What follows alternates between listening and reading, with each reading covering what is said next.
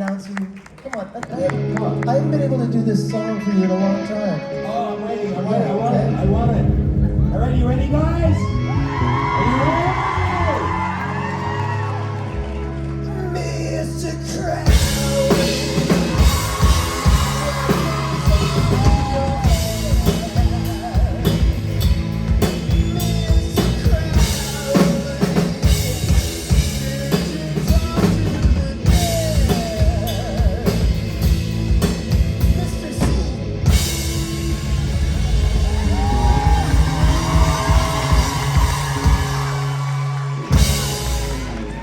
Thank you, guys. Long sway! How's that concert last night, eh?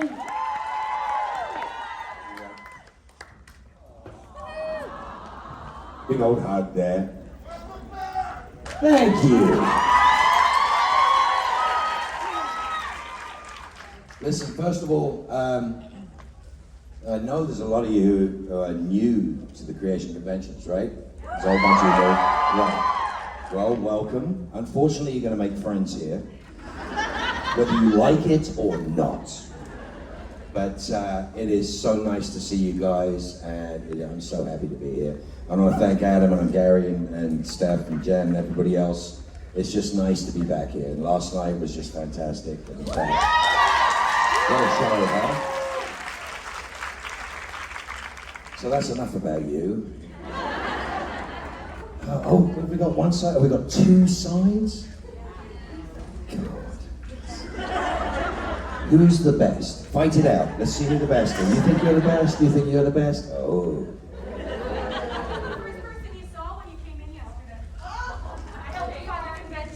Okay, so you're going second. Hi. Hi. My name's Nancy. It's what? Nancy. Hey, Nancy. So this is my first convention, now that you mention it. Cool. The reason, or the question... Speak up. The question Have to hear you in the back. Go on.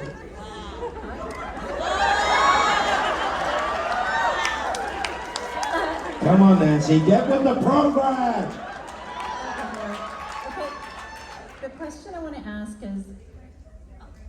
I'm so sorry. That's not a question. Where is the most unusual place that you've seen your character's photo on fan art or maybe Bodies. somebody's leggings? Bodies. No, that's not unusual. I see thousands of those. The most wonderful thing is, as you guys know, there were a lot of great quotes. There's a lot of great writers on Supernatural. They wrote me a lot of great things to say. And I can never remember which convention it was. I think it was San Francisco. Pretty sure it was San Francisco. Where was it? Yeah, sorry. So anyway, the paddles were held up and they had all these quotes on them, all these lines on them. And remembering them all in context was just like the most fun thing to do. And it was just remembering each one of these lines on a paddle and going, oh God, I remember where that comes from. I know what that is. And then it's at the stage of like, at the end of season 8, which is, as you know, my favorite season ending. It was, I think, one of the best things we ever did. There was a lot of quotes from that were around. Some people had some tattoos of that stuff. And then the end of season 9, which takes you into Demon Dean. If you haven't seen it, too late, so. If you don't want to know the score, don't come to the pub. But to the end of season 9, the Let's Take a Howl at That Moon, 3 days after that aired, there was a girl who had a tattoo on the back of her calf with Let's Go Take a Howl at That Moon on it. So yeah, we see some wonderful things. You know what it is? It's not just because it's words and stuff, but you find with Supernatural that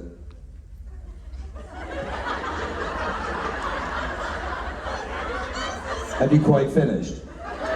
I'll continue. Anyway, with Supernatural, the wonderful thing is the themes and the ideas behind it and the things that we care about. It's so well. I'm actually coming over to visit you cheap bastards at the back, so. I have to do it. It's been so long! So long. So long. So you're the guys that just nobody else likes, right? Yeah. Hey guys.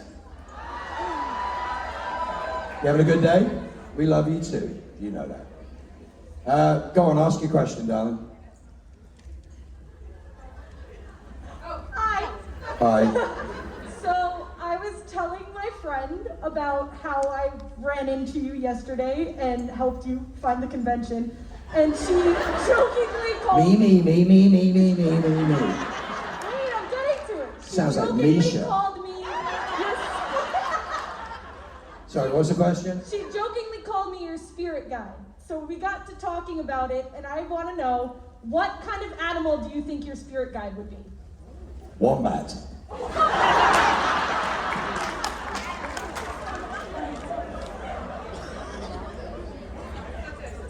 I've never eaten pizza here. They lie. People lie. You know that. Check your sources. Hey guys. Hey, you having fun? Right, next question. Hi. So, loving you on Doom Patrol. And Say again? Loving you on Doom Patrol. And wondering if Willoughby Kipling were to summon up Crowley, what kind of deal would Oh, they make? stop crossing the streams! Don't you know what fan fiction is for? You write it. That's the good news. Don't make me write it for you. That's terrible. God's sakes. I think they've learned by now, don't you? How long has it been since I've done one of these? 4 years, 5 years or something? God, I'm gonna have to get you all up to speed. Yeah, I like you too. So, thank you, Alison. You doing okay? Tired? Me too. Who's this? What's it called? Buck Buck. That's a good name. I call Misha Buck Buck sometimes. You okay? Nice to see you.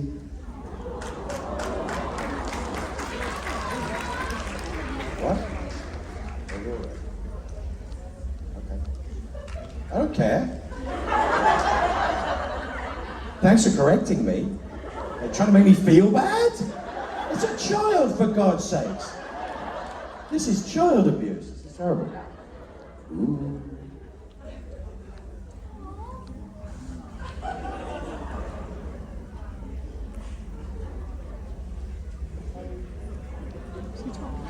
Little kids, all the little kids. Definitely not sure. Me too. I just woke up as well. Sorry, what was the question? Next one. Yes, I was wondering if there's a certain scene that you did that stands out in your mind, either because it was a lot of fun End of season 8. or Next question. challenging. Seriously, I'm joking with you, but the end of season 8 was just this wonderful cathartic thing. If you guys remember the end of season 8, the whole human blood thing, we shot that church scene in sequence, which is not something you get to do on television a lot. So from Abaddon, torturing me in the chair, all the way through to the end was shot in sequence. It was shot on stage. The outside of it was shot outside, obviously, and the inside of it was shot on stage. And it was just the most amazing. I can't even remember. I think it's like 3 days we did it, but it was just magical. It was a lovely experience. Thank you.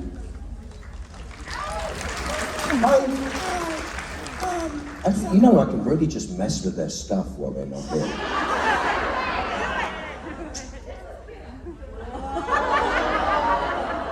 Sorry, go on. Hi, I'm new to Finland.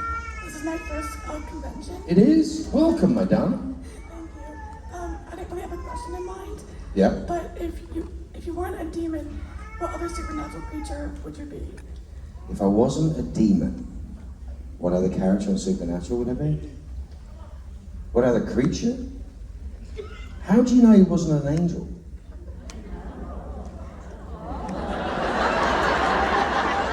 What would you like me to have been? No clue. Exactly. I'm Crowley. Move on.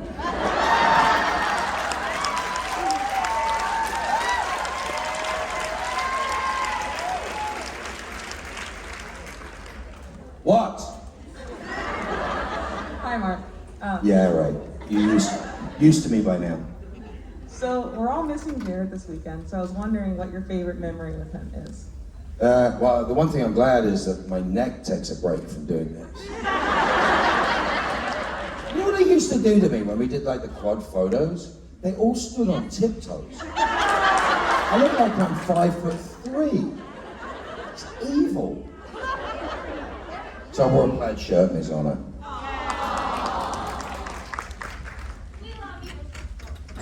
Yeah, you keep saying that, but I don't see any evidence. Did you ask me a question? I can't remember. I was just so full of myself. Your favorite memory with Jared? My favorite memory with Jared? Probably the end of season 8, weirdly enough. You know what? We have so many, I think Jensen and I were talking about this earlier. We have so many, nearly a decade I spent, with these people. And we have so many memories of so many things. You guys ever seen the Nerd HQ panels?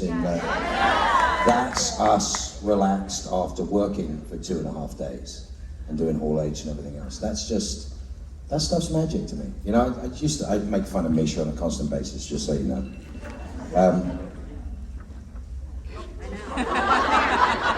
Whose phone was that?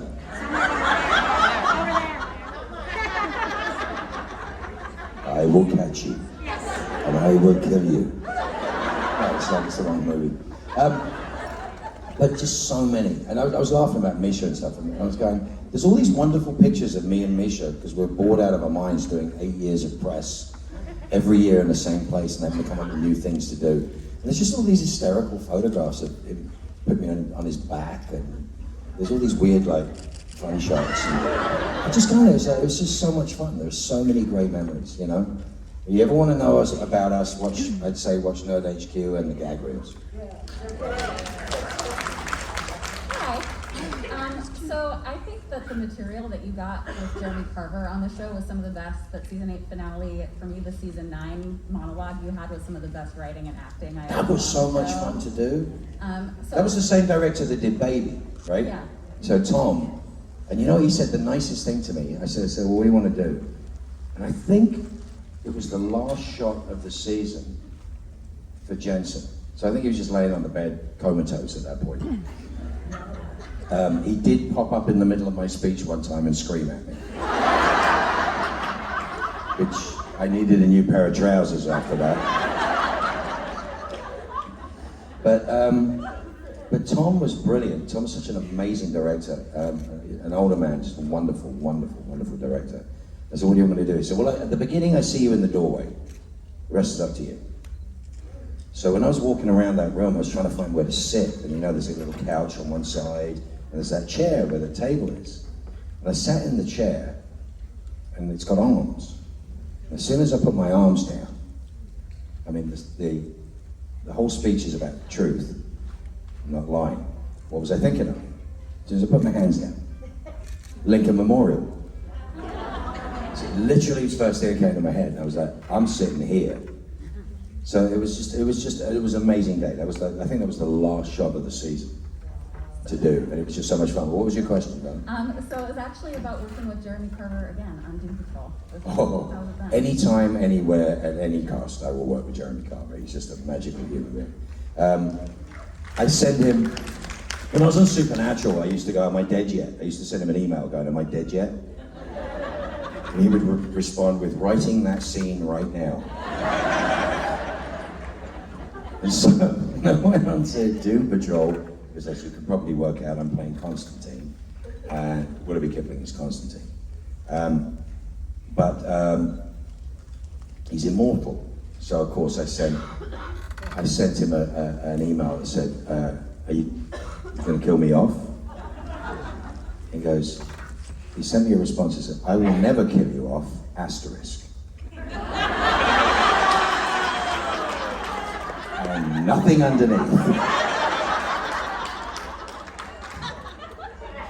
So he's kind of brilliant, he's kind of brilliant. We were very, very lucky on Supernatural. We had a lot of great people. Hey, it wasn't me. Hey, cutie. Hi. Hiya. Hiya. Oh no, that's something more interesting. I wish somebody would feed me that. Oh my God. No, not up. God's sakes. I'd be more concerned about her catching something than me. What? Hi, Mark. Hi. So I that's just over want to here. preface this by saying that I loved you on Leverage. So since they're filming Leverage Redemption, if they ask Sterling to come back, would you see Sterling? Listen, you guys have been pestering Dean Devlin for the last few years. And if you look really closely, he likes all the things that you say. So if you look really closely, Dean Devlin liked this tweet. So he actually reads Twitter. So pester him some more. What do you need? First of all, I have to say that I'm 5'1", so I know your struggle with Jared. Like, can you just run down a little bit? So Stand we up, don't stand get up. a strain It's on okay, you neck? can stand up. That's So we fine. don't get a strain on neck while meeting Jared. Like, hello, justice for short people here. There is no justice for short people. Facts. I'm not short, you're in your own gang. I'm only short on this show. So I'll tell you the story. One time, wonderful, somebody dressed as, I don't know, whatever her name is, Castiel. Or it might have been Constantine with the wrong colour tie, I couldn't tell.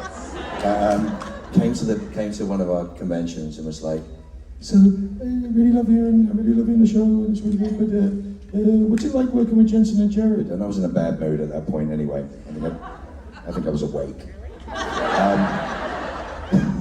So I said, nobody even goes and asks them what it's like working with me. The next panel,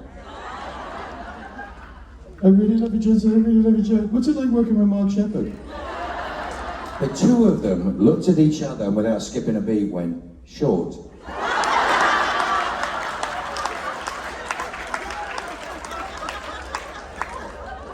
Endless. Supernatural, I'm short. Every other TV show, I'm good height. Hi, how do you think your character, Crowley, would react to Lucifer's son becoming God? I don't think he cares. I think the only thing Crowley cares about is what's right in front of him right at that point, whether he can get what he wants. It's just that everybody's there to serve him. That make sense? I think so. I think that's right for Crowley, right? If they just listened to me and do what I said, it would have gone so much better. Good afternoon, Mark. You are unquestionably sci-fi fantasy genre show royalty.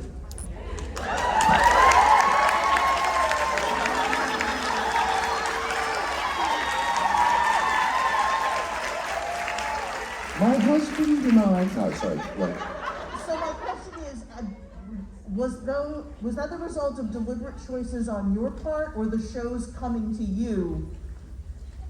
All right, I've had some wonderful things written for me by some wonderful people. But if you're new here, you don't know, and even if you've been here a while, you've got to remember something. The genre of stuff that we like was not always the most popular genre. And there are certain pivotal times in the history of film and television where genres were changed. Star Wars, for example, changed the entire course of what was happening in film and TV at the time. And then, of course, every show had to be like Star Wars. And this went on for years, where everything had to be a copy of something else. Everything had to be, you know, like a rip-off of something else. We can just get those fans, we're gonna do really, really well. And what happened over those years is writers started writing graphic novels, not just television shows. They started going into different areas of the genre and trying to do it. And then cable channels popped up, and places like Sci-Fi and places where you could actually do this stuff started to exist. So they didn't have to have a show that had to have X amount of millions of viewers to stay on the air. Perfect example, Firefly. I was in Firefly. Firefly had 11 million viewers and it was a failure. A failure on Fox. If it was 5 years later, it would have been on a different situation and a different channel and probably still be running now. There's enough stories. But the truth is you changed it. We changed it. Because things that are made with cynicism and a lack of passion and a lack of love don't resonate with us. I don't know what it is. If you're going to devote your 17 hours to watching a marathon of a TV show, or 117 hours, or 350 hours of watching a television show, it's got to be saying something to you. It's got to be made with something that makes you feel good, or you're interested in the story, or you care about the characters or the path of the journey. And if it's done with cynicism, it never works. Network television, for a very long time, you got to watch what they put on. And there were some losses and whatever, but generally that's what's on, that's what I'm watching. Now we choose. Now, because of the way we behave as a whole, we choose what's good or not. So that's why you can have Breaking Bad, and you can have Battlestar Galactica, and you can have, all these amazing shows that come on, And it's a testament to, I hate the word fanatic, and that's just ridiculous. It's not a good word, but within our family, our genre family, our supernatural family, we care about it. We wear hearts on our sleeves, we dress up, we do all these things. It's just a fantastic phenomenon. And I'm old enough to have seen it change. And I like where it's going, and I like the fact that somebody can come up with a good idea and it can become a show. You know what I mean? That's like the best thing about it. It's a magical thing. Hi. Ready? Hi. So, considering you were on Supernatural and you Was were I? and you were on Doctor Who. Yeah. We're gonna list them all. So those two shows, you want to complete the trifecta of Super Wholock. What would you have done on Sherlock? The role I wanted to play on Sherlock, which I discussed with Mark Gatiss and with Stephen back in the day, was the one role they didn't do, because it eventually got used in the Sherlock Holmes film, the Robert Downey Jr. film, which is the second most dangerous man in London is Sebastian Moran, and he was and that was the story I wanted to do, and they're like, we're not going to touch it. And I'm like, it's okay, I'll sweep the floors if you want, but we never got around to it. But at Super Wholock, we were that close to Super Wholock at least 2 or 3 times. And I love them dearly. And as Stephen said to me one day, he goes, for God's sakes, your fans are relentless. I was like, sorry. I said, I don't write like that. I write something and then I find the person. I don't write for a person. So, I was very lucky to do, I was offered Who. It was like, do you want to play this character? I'm like, yeah. So when my dad got to be the older me, which was so much fun. So it was good. What's up? Hi. Yeah. I have waited 5 years to get to ask you this question. No pressure. During the Mark of Cain arc, what was your favorite moment, either on screen or off screen, filming with Tim Amundsen? My favorite moment in that whole arc was him sitting at the table, I think, shucking corn while there's a massive fight going on between Jesse and Jensen, I think. That was funny, but the bees was my favorite thing, because there are no bees. That's just literally me messing around with bees. Oh, and Jensen drove me backwards through that gate and missed that gate by 1/8 of an inch. And I'm on the back slidey seat in Baby, and I'm like, boy can drive. What? The last time you were here, you had just become an American citizen, and you gave a very impassioned and inspiring speech about the privileges and responsibilities of being an American citizen. I've reflected a lot on it in the past. By the way, I have to correct you with all the love in my heart. I'm not an American citizen. I'm an American.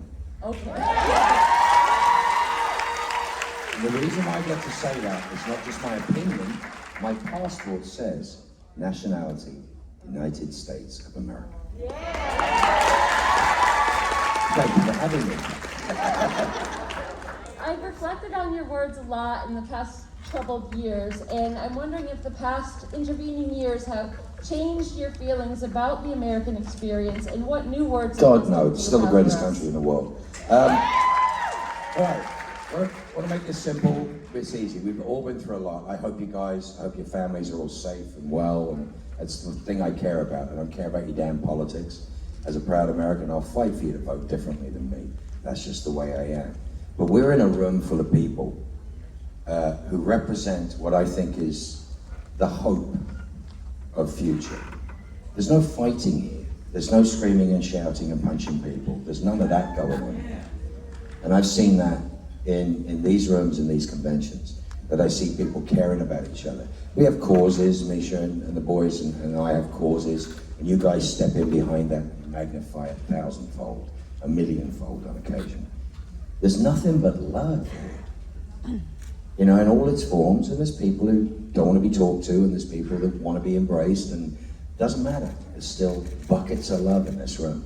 There's a reason why I come to conventions. The reason I come to conventions is to see you. The reason I come is to do this. To do this, you know, the concert, the give back at the concert is the most wonderful thing to participate in. But this is why I'm here. You know, the signature is a memento of the moment. The photo is a fun, individual memento of the moment. But this is what it's about. I get to see your faces. I come from live theatre and live music, and I have an audience, and I always have an audience. And we make television, we don't have an audience. We just got 150 of our friends, and it's done, and we send it out, and we don't know. We don't know what you feel. It's not numbers, we don't know what you feel. We come here, we know what you feel.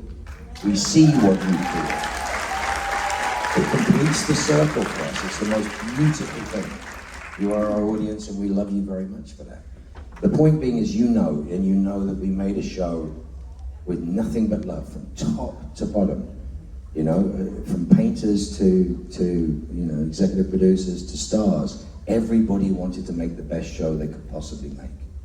You know, we had some hits, a couple of misses, but who cares? The whole thing is just a beautiful thing, you know? And getting to come here and do this is the most exhilarating experience. You know, I was once, oh, you've got a really tough job. You go into a room and 3,000 people tell you they love you. I mean, what can you say? You know, it's fantastic. And if, you know, as I say, if you're new to this is an extraordinary circumstance. The world out there is a very, very difficult place. There's a lot of anger and a lot of BS and a lot of opinions and a lot of people thinking they can impose this on you and that on you. And I'm talking about personally, I'm not talking about in any other circumstance. But the truth of the matter is there's a lot of kindness here and there's a lot of caring here.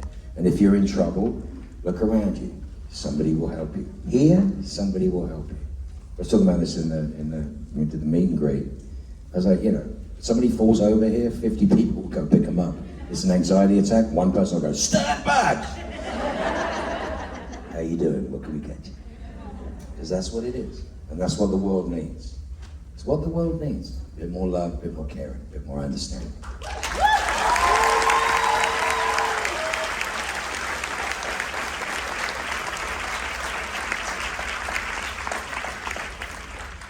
Hi, so I noticed at the concert last night that you got behind the drums, so I was just... I hope so, because I was playing them. Right. So I was just wondering, musician to musician, how did you get started playing the drums and how long have you been playing? I started playing when I was 12. I was making records at 15. So if you figure I'm 58 years old, I made an awful lot of records, toured with an awful lot of bands. But when I got sober 32 years ago, I'm happy to know there's a few other sober people in the room. There are, I know that. But listen, I got sober 32 years ago. Drumming for me was synonymous with getting loaded, with getting messed up. So I amend my language for the younger people here. And the trouble was, then I didn't play drums for 20 years, which is the weirdest thing. And at a creation convention, between the boys in the band and Adam, our supreme boss here, was like, oh, you want to come up and play? I'm like, no, I'm good. They're like, no, I'll come up and play. And I'm like, oh God, he just guilted me into this. And I got up and played, and that turned into more playing, and that turned into this, and that turned into joy, fun, and what we do on a Saturday night here, right? And you know, I'm eternally grateful for Billy and Rob and Borja and Norton, just for giving me that little push back into doing it, you know, because it was something I wanted to do. And then, of course, I went back out and toured Rob and NJcon. I played with in the 80s, and I played with other people and done fun stuff. But the truth is, it's a joy for me. It's one of my favorite things to be in the world, is in music. So I love it. And the fact that I get to do this and this is like, it's wonderful. I mean, I'm eternally grateful to Adam's way. And to Adam. Adam knows he did it to me. He just guilted me into it. I think I was moaning and complaining the whole way through. But yeah, it's priceless, it's precious. You've got to find something in your life that you have passion for. You know, I said this, I don't trust anyone who's not passionate or a fan of something. I hate the word fan, but you know what I mean. Somebody who doesn't go like, this is brilliant. You've got to have that passion in your life, you know? You've got to have it. Hey, darling, I haven't seen you in a while. Probably my fault. How are the kids?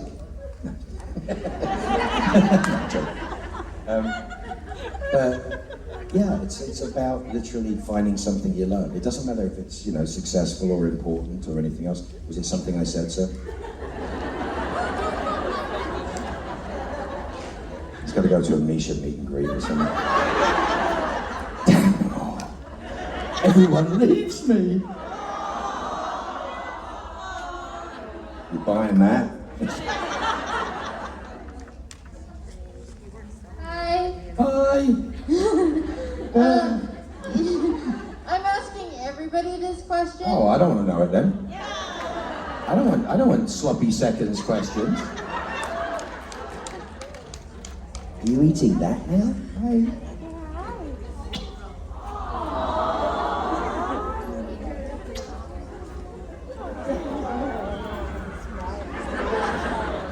I got a smile, I like that. Bye. Hey. We'll see you later. That's Ruth-sized. That's so mean. What's your question? Have you, well, wait, hold on, sorry, I'm trying to. Oh, cool. This will make you feel better then.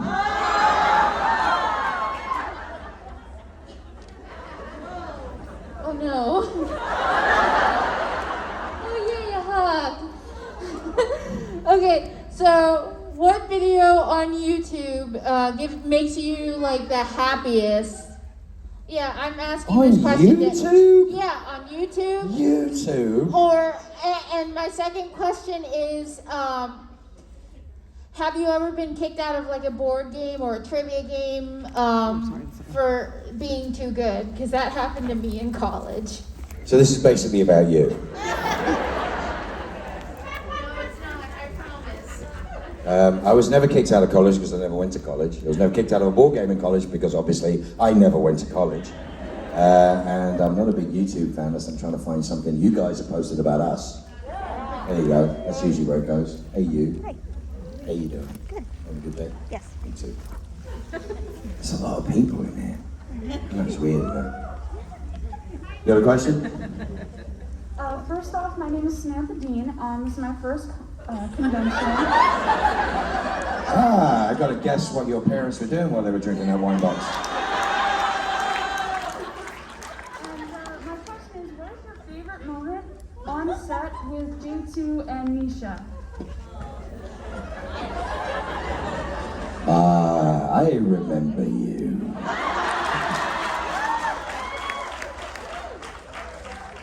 It was my favorite. They didn't like us being together because we caused trouble. We get bored and cause trouble. Work hard, play hard. Actually, my favorite, I can't even remember if Misha was in the scene, trust me. But it was all right, anyone under the age of about 10, put your fingers in your ears. It was I'd rather be slapped during sex by a girl in a Zorro mask. I think there are 68 takes of that because Jensen, who is world class at dialogue, I mean world class, the boy can learn pages of stuff. I mean, he did soaps, he did all sorts of stuff. He has that muscle, he's able to just assimilate all this. Could not get that sentence out. And the first time he couldn't get it out, Jared wouldn't let it go. It went on and on and on. And we actually used that for our own private version of the gag reel. And it was just each take of that, and then other stuff, and then another version of it, and then another version of it, and another stuff. But that was one of my favorite moments. Yeah, when we were doing the Kane stuff, we were hanging out. So that whole stuff when we were doing Mark and Kane stuff. No, I saw that last night. The best bit about Rob taking this hat and having his rock and roll moment was the politeness with which he tried to return it. He suddenly stopped and goes, "Oh, is this yours?" I love that. So Rob. So, next question. Hi.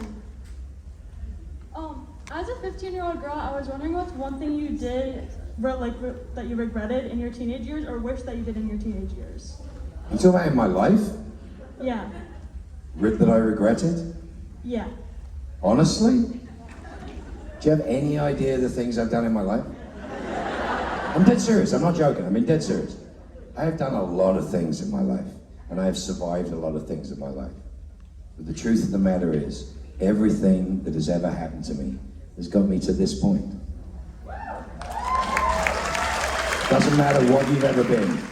I mean, did you catch up on the idea that I'm 32 years sober? So you can probably imagine that 33 years ago was probably not the greatest time of my life, or anybody else around me. But the truth is, I regret nothing. Nothing. 58 years old. You know, as my dad said to me, if you fell in the river, you come out with a salmon in your mouth. So I'm blessed, I'm looked after, I'm loved, and my life is absolutely gorgeous. Due in no small part to you lot, which is a very interesting thing, because without you, we are nothing. We don't make TV for us, we try to make it for you. Hey, what do you want? Where you going? Where you going? Come on, hurry up. Where are you going? Where are we going? What? Oh, I've seen him earlier. What's your problem? Are you always bossy? He's met me already. He's not very good at the low five, but he can do the high five. Watch this. Ready? High five. Low five. See? No good. High five. Down low. Too slow. Up high. Down low. Too slow. Up high. Down low. Ah! Got me.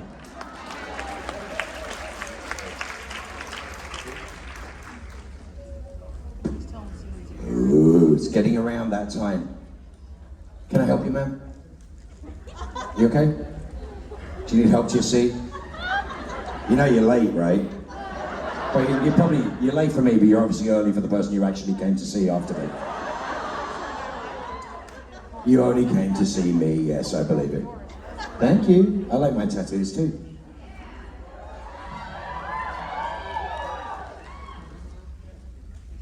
It's not going to protect you. Those things have never worked on me. Salt, I'm a little nervous about, but that's about it. Listen, I just want to tell you,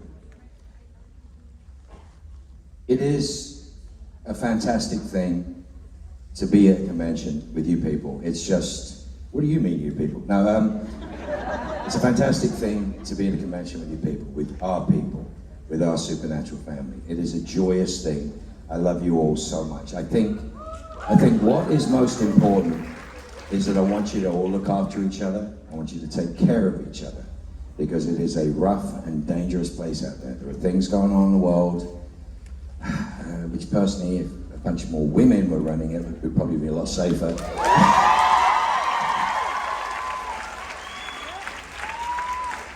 I mean, barring Boadicea and Cleopatra and a few others, the women have done pretty well at running things. But the truth is like we need a lot more love and a lot more caring. And it's a scary time, and it's not an easy time to ask for help. And if you're struggling and you're having a hard time, remember you are not alone. You are absolutely not alone. Will anybody do me a favor if they're brave enough to put their hands up if they have any form of mental health disorder? Look around you, guys. Look around you. You are not alone. All right? I love you all. It has been a fantastic, fantastic day. I love you guys. I hope to see you again. And on that note,